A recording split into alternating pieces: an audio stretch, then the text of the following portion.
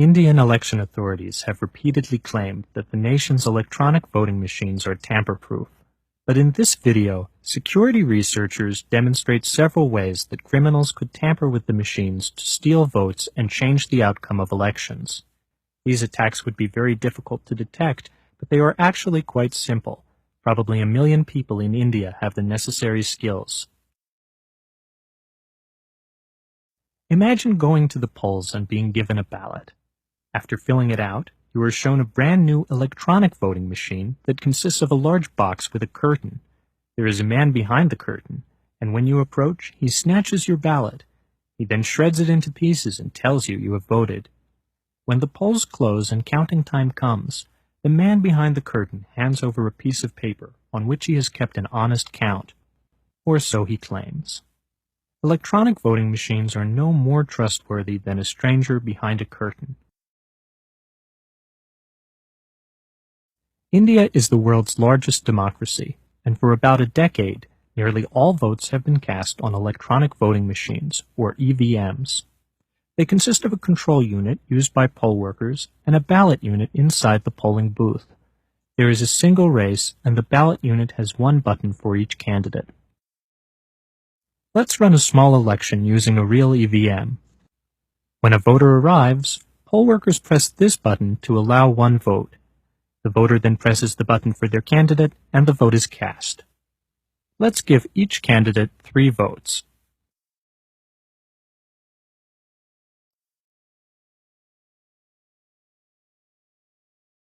Later, the votes are read from the EVM during a public counting session. The display shows that candidate 1 wins with 7 votes, but something is wrong. That number was supposed to be 3. Somehow, 1 vote has been stolen from each of the other candidates. Now we'll open the machine and show you how we tampered with it. Indian election officials haven't let voters see inside. The EVM contains a simple computer with a processor and memory to store votes. We made the machine cheat by tampering with the hardware. We opened the machine and replaced the real display with this dishonest look-alike version, which lies about the election results.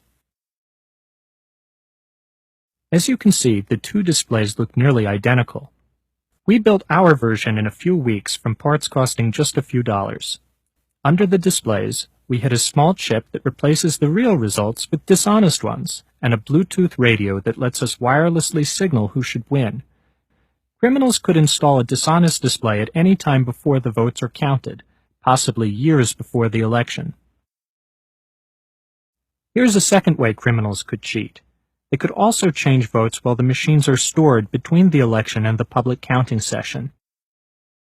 To prove this, we built a small vote-stealing tool. It has a dial to select the winning candidate, and it clips directly to the memory chips that store the votes in the EVM. The attacker just attaches it momentarily, and it rewrites the votes. This attack leaves no traces and makes sure our favorite candidate wins. Another alarming problem is that the software that counts the votes is stored in chips that are designed so that the software cannot be read back out. This means not even the Election Commission of India, India's highest election authority, can verify that the correct software is in the EVMs. Yet the software in the chips could be dishonest, or the real chips could be replaced by dishonest lookalikes, and nobody could tell. Meanwhile, experts for the Election Commission of India seem to think that the fact that nobody can verify the software actually makes the EVMs more secure. The program itself is frozen. It cannot be entered. It cannot be read. Even the DEL and ECL cannot read what is in the program. Remember the man behind the curtain? What if that unreadable code is dishonest? Indian elections employ safeguards against fraud, but this does not prevent our attacks. One safeguard is that poll workers perform a small mock election to test the machines before voting starts. However, it would be easy to program a dishonest machine so that it cheats only after hundreds of votes are cast. Everything would seem normal during the mock election, but the real election results would be dishonest. Another safeguard is that election officials place seals on various parts of the machine. Yet these seals are easy to tamper with.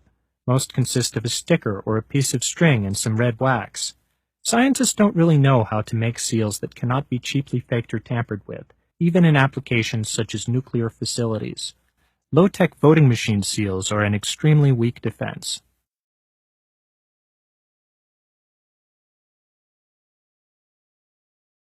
People also point out that the order of the candidates is not determined until a few weeks before voting. This is believed to limit the amount of time an attacker has to manipulate the machines. But remember the Bluetooth radio on our dishonest display? Either at the polling stations or at the counting session, a mobile phone with a special application can be used to tell the display which candidate should win.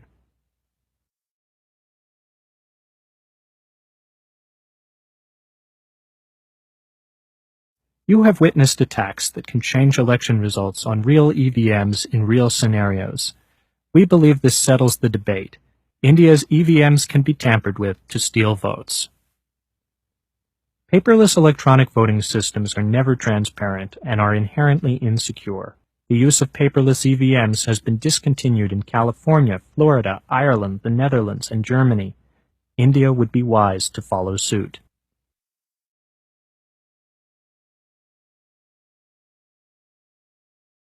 For more information, visit indiaevm.org.